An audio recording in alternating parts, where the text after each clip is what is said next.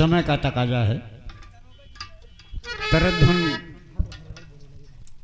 बहुत बजाई जाता है रात पर्दा लगा।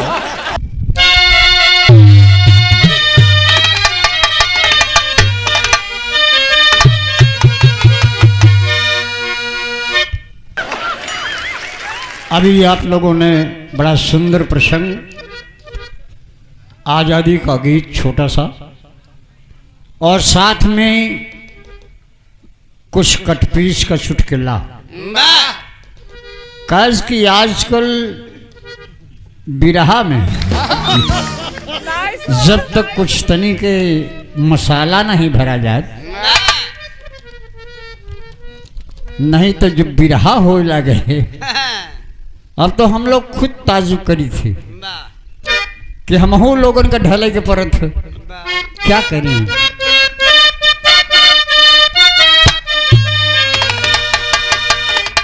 एहसान मेरे दिल पे तुम्हारा है दोस्तों, यही मेरी मजबूरी है कि एहसान मेरे दिल पे तुम्हारा है दोस्तों, ये दिल तुम्हारे प्यार कमारा।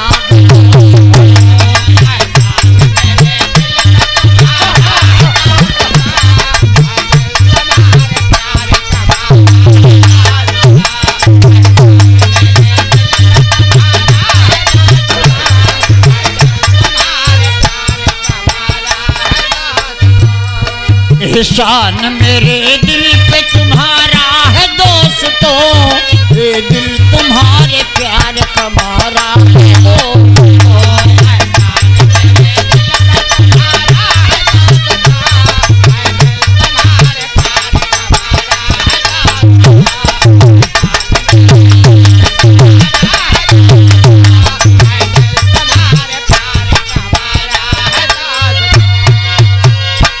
परमादरणीय श्रीमान बड़े भाई रामधार दरोगा जी वाजिदपुर से 100 रुपए का पुरस्कार है भाव पर बहुत बहुत प्रणाम, आशीर्वाद की परीक्षा है।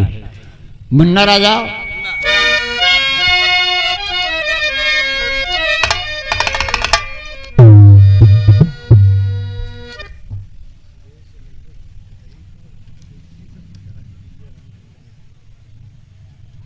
रामचंद्र को बता।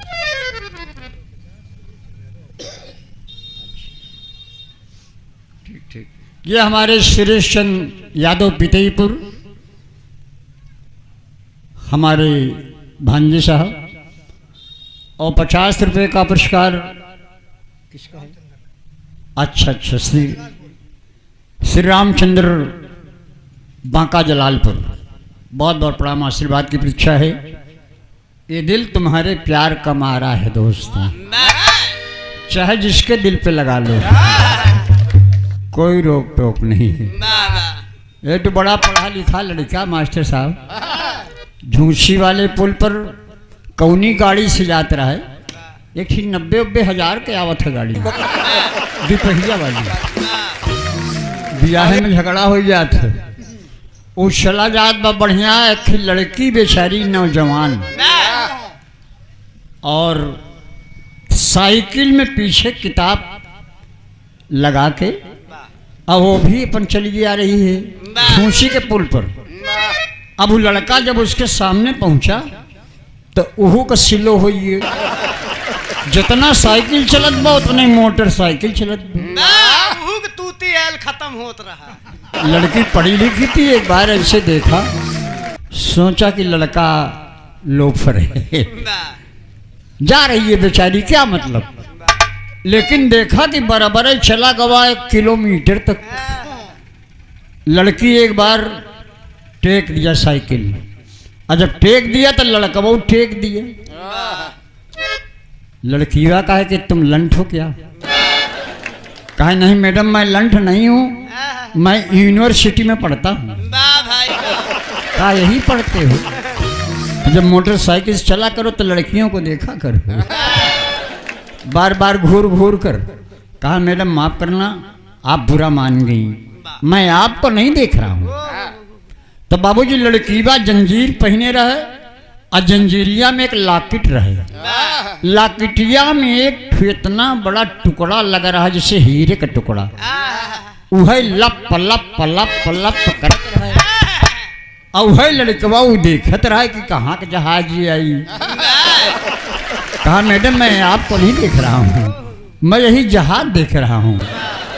लड़की बोली कि तुम यूनिवर्सिटी में पढ़ते हो लेकिन तुमने आज तक जहाज नहीं देखा। कहा माफ करना मैडम, जहाज तो बहुत देखा, मगर ऐसा वायुयान देखा, हेलीकॉप्टर देखा, लड़ाकू देखा, विमान देखा, जहाज वाली देखा, नीचे वाली देखा, ऊपर वाली देखा, बीच वाली देखा, सब जहाज देखा। कहा तब क्या देख रहे हो, ये कौन जहाज है? कहा मैं ये जहाज नहीं देख रहा हूँ, मैं ये देख रहा हूँ कि ये हवाई अड्डा कैसा है जहाँ जहाज टिकी है। मैंने ऐसा हवाई अड्डा नहीं देखा था।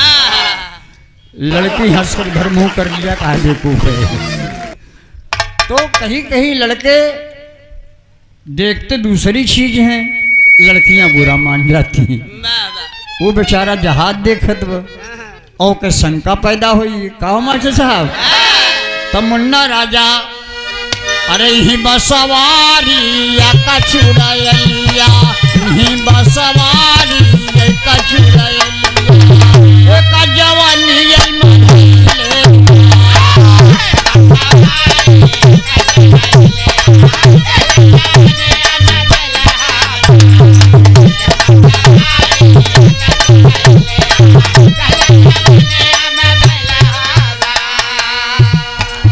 लेकिन हमार दादा लोग का कहे आज बिरहा की याद आ गई और नई कार्टून की। दादा लोग हमारे माटी में लौट के जब बिरहा गावे, नक्कारा पर छोप बजे और जब घुंघरू बजावे तो समझावे। के का समझावे आप लोग समझ ले भैया। कहे जैसे धाना बासावा करे पतिया, जैसे धाना बासावा करे पतिया, वैसे तनी नहीं के हो।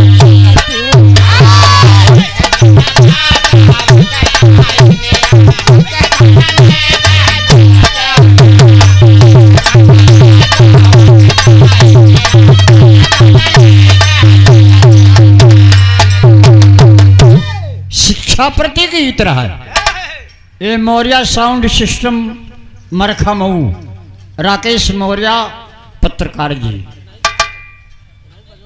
अच्छा अच्छा, ये आप भैया के बाजा लगा है, बहुत बढ़िया है। तनी की रज की कोशिश कर दे बस ठीक रही। हेलो तई सर्दी उर्दी जिकड़ी बा। हाँ मास्टर साहब, आज़ादी का जहाँ सवाल है दोस्तों, 5 मिनट का लोकगीत, उसके बाद नंबर उधर आ जाएगा। जब मेरा नंबर आएगा तब बिरहा की ओर ले चलेंगे आपको, क्योंकि जैसा एक तरफ से गीत गाया जाता है, एक गीत आप लोगों ने देखा हमारे कितने जवान कुर्बान हो गए आज़ादी में। जवान ही नहीं, कितनी लड़कियां कुर्बान हो गई। यहाँ तक कि चंद्रशेखर आजाद को खाना खिलाने के लिए रेखा नाम की लड़की जेल में गई और सुभाष चंद्र बोस को निकाल दिया बाहर। तो तमाम ऐसी लड़कियां भी कुर्बान हो गई, अपनी जान दे दिया हमारे हिंदुस्तान की गुलामी पर। धन्य है वो अमर हैं, आज इनकलाब जिंदाबाद बोला जाता है, तमाम गीत बजते हैं। मेरे वतन के लोगों जरा आंख में भर लो पानी, जो शहीद हुए हैं उनकी जरा याद करो कुर्बानी। लेकिन ये रिकॉर्ड शाम को फिर बक्सा में भर उठेगा, साल भरे के बाद फिर निकलेगा। उसको याद रखो। आज गुलामी क्यों दिखाई झलक रही है? हम आजाद तो हैं, लेकिन हमारी ओर गुलामी क्यों झलक रही है? क्यों लड़ाई हो रही है? राजनेताओं में लड़ाई हो रही है, जनता में लड़ाई हो रही है, तमाम बुराइयां फैल रही हैं। यही आजादी है। इसीलिए चंद्रशेखर, सुभाष चंद्र बोस, भगत सिंह ने जान दे दिया। ना ना ना, वो अपने देश की आजादी के लिए क्यों जान दे दिया? हमारी माता बहनें, बहू बेटियां सुरक्षित रहें, हमारे देश में अराजकता न फैले। लेकिन दोस्तों जो किया वो बेचारे जान से गए, अमर तो हो गए, उनके लिए कोई बात नहीं है, वो तो अमर हो गए। लेकिन हमारे गांव, हमारे देश के, हमारे क्षेत्र के, हमारे जिले के और हमारे देश के सब लोग ध्यान दें इस बात पर। अब आज हम आजाद हैं ना, अब आजादी का हम एक गीत सुना रहे हैं आपको, छोटा सा बिरहा की ओर से। उसके बाद आप लोग मनोरंजन बाद में दूसरे गीत में।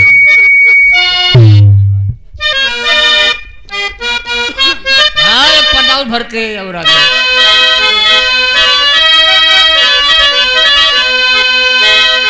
हम आजाद हो गए, बिरहा की ओर आपको ले चलेंगे तीन फुलिया झूमर की। तमाम नई नई गीतें आ रही हैं, दो लाइन सुन के आप मस्त हो जाते हैं, नाच देते हैं, लेकिन कोई मतलब नहीं निकलता। अब ऐसी ऐसी गीतें हैं कि अगर मैं उसे मंच पर गा दूं तो कुछ लोगों को अच्छा लगेगा, कुछ लोगों को बुरा लगेगा। बताओ, यहाँ पूर्वांचल के कलाकार ऐसा ऐसा गीत निकाल दिए हैं, सैया मिला बड़ा हल्का भगवान कसम। बताओ, एक सखी की गवना आई, कहीं पूछे ला कहा कि तोर दुल्हा कैसे आए, कहा मतलब एकर का मतलब कहा कुछ मतलब ही नहीं निकरा। तीन दिना रहे, 3 दिना में 3 जन्म हो गए। कहा ना कि मतलब खाया तोर बुढ़ऊ, कहे ना रे बुढ़ऊ बुढ़ियो तो ठीक है, जैसे बढ़िया असला मतलब वो तो ठीक ही न बा। वो गाए कहे सैया मिला बड़ा हल्का भगवान कसम।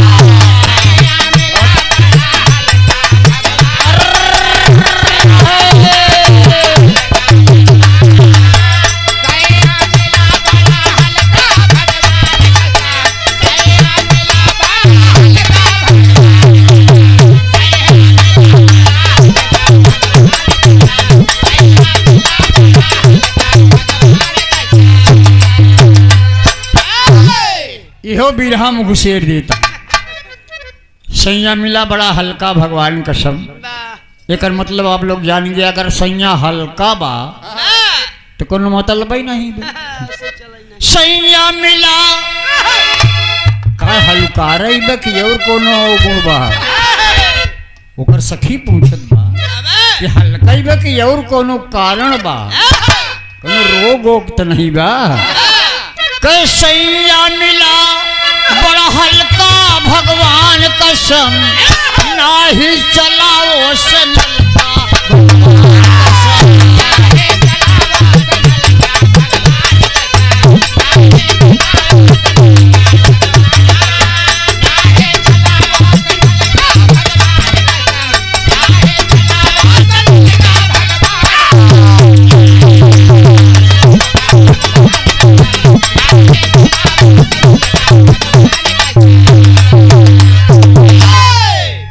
तब वो लड़की समझ गई, नहीं चला ओसे नलका भगवान कसम।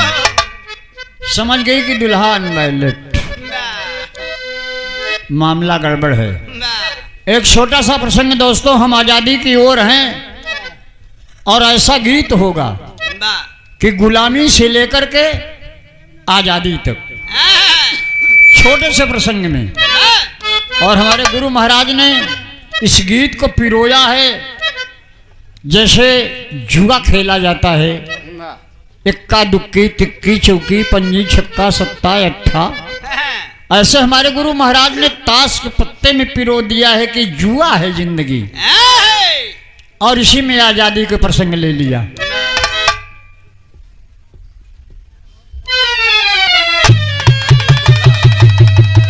अच्छा, ये हमारे बड़े सुंदर कलाकार, युवा कलाकार गायक राजेश ग्वाला जी, आप कौन गवना लगाओ?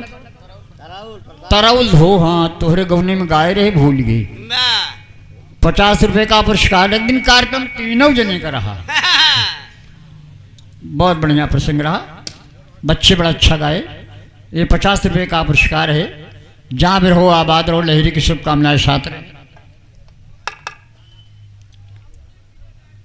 ये राहुल यादव भाई, विनोद यादव भाई, अरविंद यादव भाई, गुड्डू यादव भाई, काका मुकेश यादव, मुकेश यादव को कुछ नहीं लिखा बा, गुड्डू यादव काका लिखा बा। अच्छा, गुड़ गुड़ का भाई कोल्हू, 100 रुपए का पुरस्कार, बहुत बहुत प्रणाम है। हाँ, जरा सा झूमर का लाइन दे दे बेटा।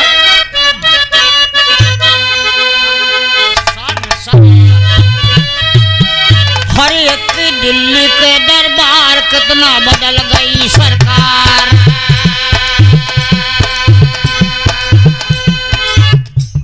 लोकगीत में 2-4 नेता के नाम पहुंचते ना आप,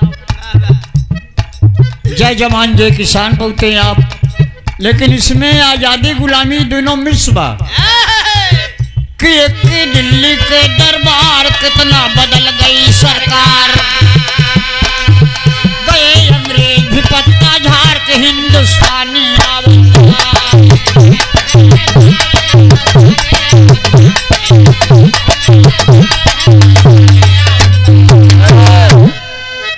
गए अंग्रेज भी पत्ता झाड़ के हिंदुस्तानी आबाद बा, लेकिन दुख की दुख है बड़ा महान रचाया गया ये संविधान। दुख की दुख है बड़ा महान रचाया गया ये संविधान। नेता गढ़ कर दिया तूफान बड़ी बेईमानी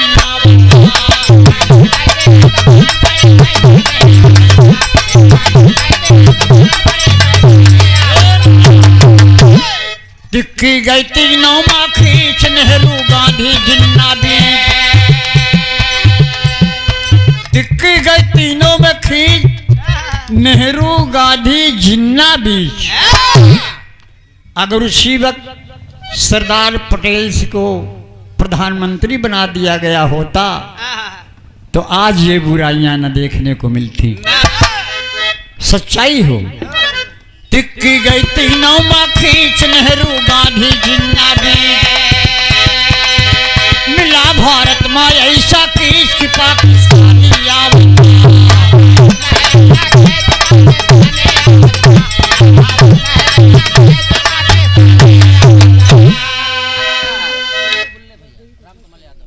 श्रीमान राम कमल यादव भाई बुल्ले भैया, आप जिला पंचायत सदस्य रामपुर मधवा से 100 रुपए का पुरस्कार सच्चाई को समझते हुए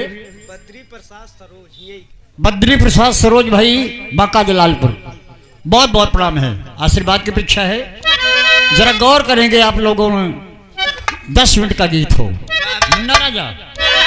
टिक्की गई तीनों में खींच, नेहरू गांधी जिन्ना बीच। तब मिला भारत में ऐसा कीच कि पाकिस्तानी आवत। चौका घटा हिंद का साल, जब चौका घटा हिंद का साल, किया तब नाथू ने ऐलान, मारा गोली सीना तान, गजब कुर्बानी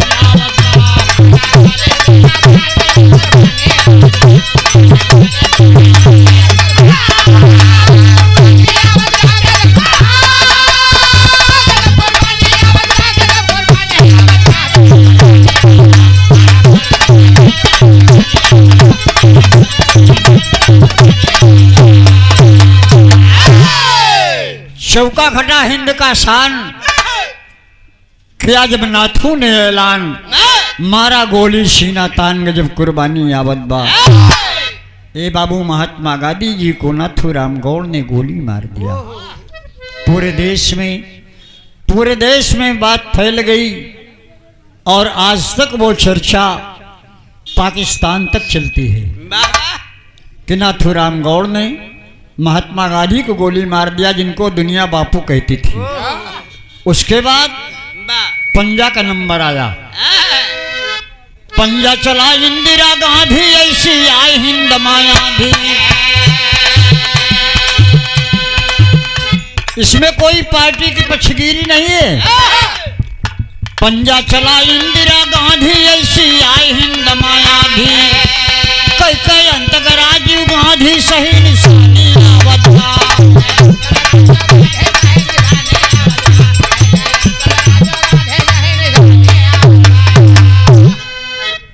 पंजा चला इंदिरा गांधी, ऐसी आई हिंद में आंधी। कई के अंत गए राजीव गांधी, सही निशानी आवत बा। छक्का छल बल इतना ज्यादा अपनी मिटा देत मर्यादा। छक्का छल बल इतना ज्यादा अपनी मिटा देत मर्यादा। कितने करके पक्का वादा या नाकामी या बदला।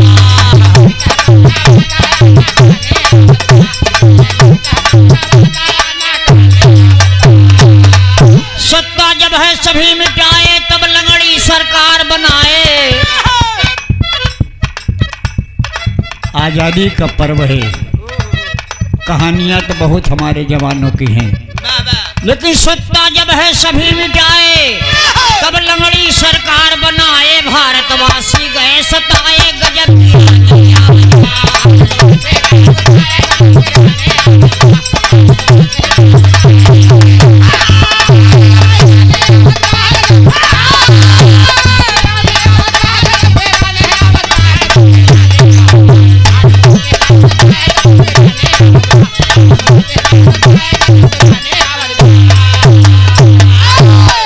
सम्मानीय परमादरणीय बड़े भाई मुनिराज यादव जी अलावलपुर, आपकी तरफ से 51 रुपये का पुरस्कार आजादी के गीत पर बहुत बहुत प्रणाम है। आशीर्वाद दे के बच्चे अपनी कला में कामयाब रहे। सत्ता जब है सभी मिटाए तब लंगड़ी सरकार बनाए। भारतवासी गए सताए गजब गिरानी यावतबा। इतना झेलते हुए जब हमारे देश को आज़ादी मिली 26 जनवरी को, दोस्तों हमारा देश आज़ाद हुआ और हमारे जगह जगह पर दर दर पर तिरंगा बांधकर झंडा लगाकर इंकलाब जिंदाबाद यानी पाकिस्तानी यहाँ तक लेकर अंग्रेज, कोई भी देश चीन, काफ़ी लड़ाइयाँ भारत से हुई, लेकिन आज भी हमारा भारत अग्रसर रहा।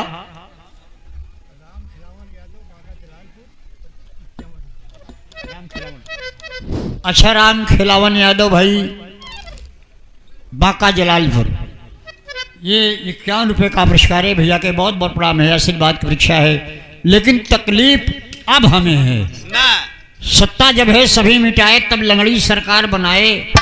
भारतवासी गए सताए गजब गिरानी यावत बात सब झेल करके आज़ादी तो ले लिया, आज़ादी तो ले लिया, लेकिन 18 का नंबर जब आया तब घर का पट्टा तैयार हो गया। आजाद है। घर का पट्टा का मतलब कि लड़के की शादी हो गई, अगर एक बार 2 बार दुल्हन आई तो महतारी से बेटवा कहा था कि ए माँ बाबू कर तवनी हूँ थे। अब मोटरसाइकिल से चला जाई तुम लिया के चला जाई तो नाग पंचमी निचकान बा माई कहा जा बेटवा अब तो तुहार ससुरार हो गई। और लड़का जब मोटरसाइकिल निकाली बाबूजी तो पूरी सड़क कवर कैले, एक किनारे से एक किनारे। क्या बात है, ससुरारी जात बना मुन्ना राजा कि 18 सब है सभी, 18 है हिसाब सब घर का, बेटवा मानत नाही हर का।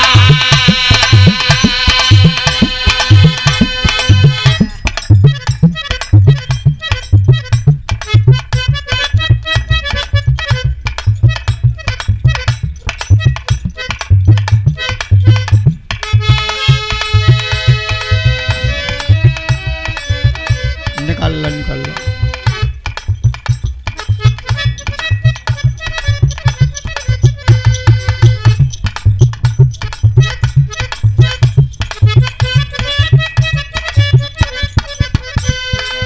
स्कूलन में तो छुट्टी सब रहीन हो जाए चाहिए हो। मास्टर और सर अपन लहावत रहा थे लड़कों को विदा के। 18 है हिसाब सब घर का, बेटवा मानत नाही हर का। जब से ससुरारी में सर का नई कहानियां बता।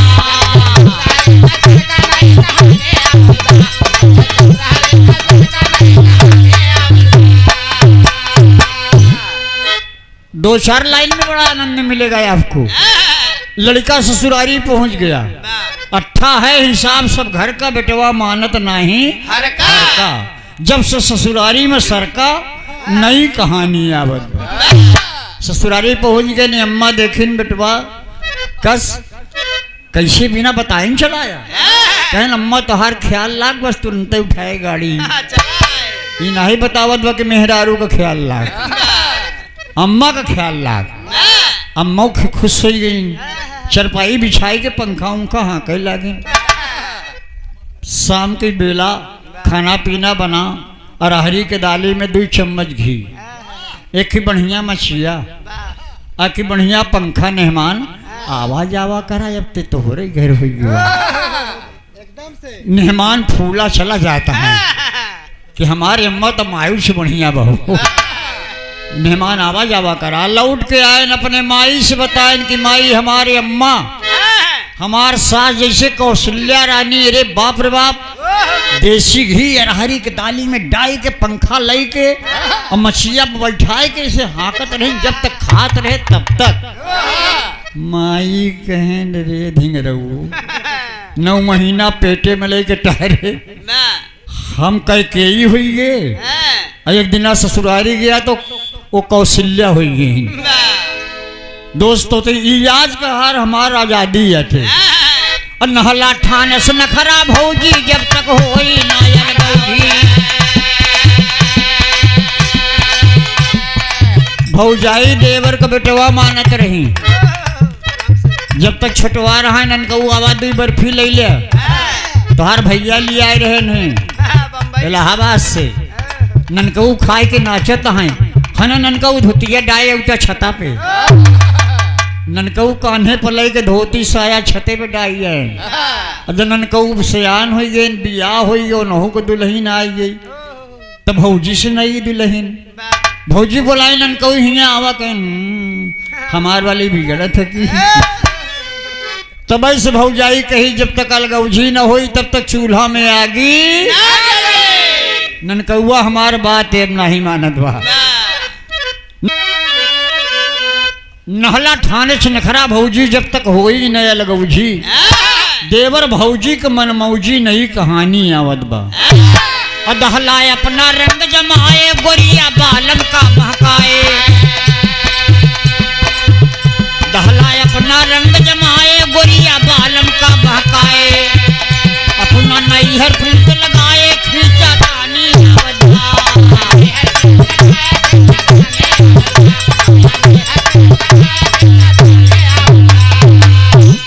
दहलाए अपना रंग जमाए, गोरिया बालम का महकाए। जौन कहता है तो नहीं करता है, दौड़ता है, का करें बेचारू।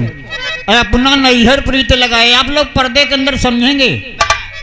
अपना नैहर प्रीत लगाए तो खींचा तानी आवत, बहू के शंका होत बमन से धोख कि 15 दिन नैहरन रहा थे।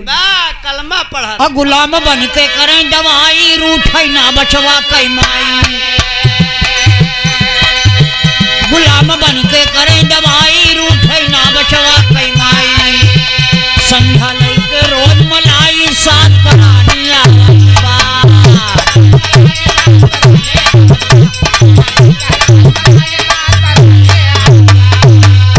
अरे बादशाह बन गए ताबेदार। नहीं अब एक भूल गए यार, बीबी वाला गुलाम के बाद बीबी तो मेन जड़ी है। बेगम सैया परदेश है, बीबी बीमार है, बाबा दवाई करावत है, दवाई काम नहीं करत है। बाबा ओझाई करे ले जाएगी, ओझा बताए दें कि शीतला माई को उठाई गई, पतोहिया लाग हबुआ। बाबा लागन गोड़े गिरे, दुहाई माई की, दुहाई माई की। पतोहिया कहा कल्याण हुई बेटवा, लेकिन इतना देना लागी का हमारे साहब। तो बीबी ढंग बना दे कराई, बाबा करवाई चल बुझाई। बिगड़ी यहाँ शीतला माई, साथ भवानी आवता।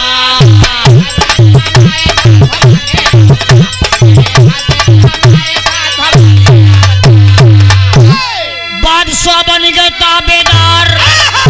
अरे बारे बादशाह बन गए ताबेदार। दुल्हन जब मांगे सिंगार, झुमका झुलनी झोंकेदार, समय मुल्तानी आवता।